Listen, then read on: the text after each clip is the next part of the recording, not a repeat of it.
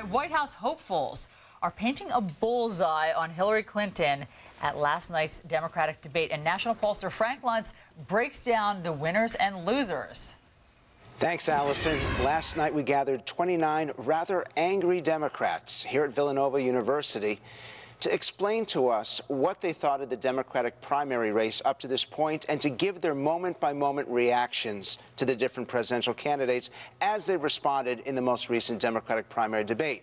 Now, first, let's hear the answer to the question, are you mad as hell and not going to take it anymore? The famous question from Network, our voters absolutely are mad as hell. Let's hear why. I'm sick of seeing the people in Congress on both parties represent their own interests. We pay their salaries, they work for us. If I go to work and represent my own interests and not my clients, I'm fired. Current administration is a criminal administration.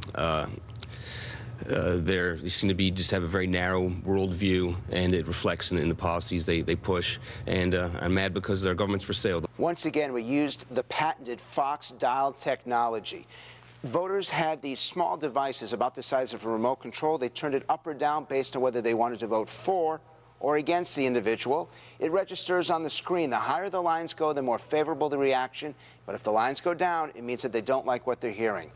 Let's listen to the confrontation between Hillary Clinton and Barack Obama over transparency, openness, and how Hillary Clinton is responding to the issue of whether or not they should open up her emails to her husband that now exist in the National Archives.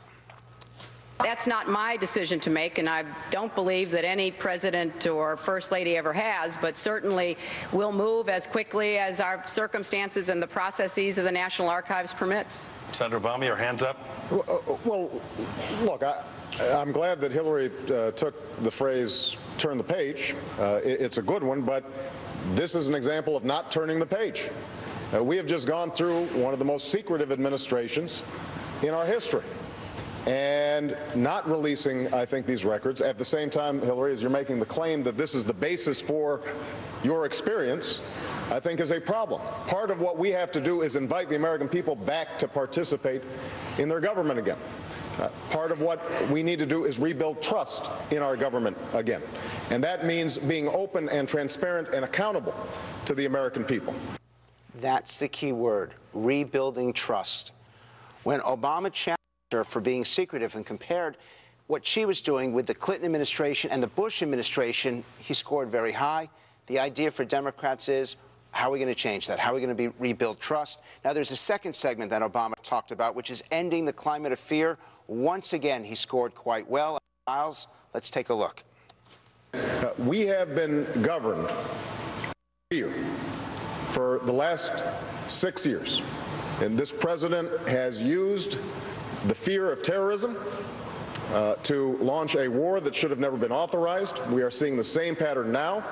We are seeing the Republicans do the same thing.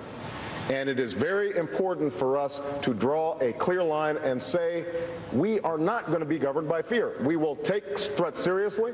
We will take action to make sure that the United States is secure. As President of the United States, I will do everything in my power to keep us safe.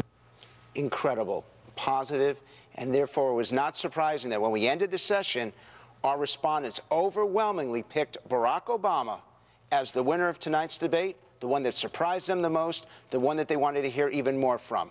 Let's listen to what our panelists had to say. Obama showed himself to be a leader. He was eloquent. He presented his ideas well, and he really surprised me. There's something to be said about grace under pressure.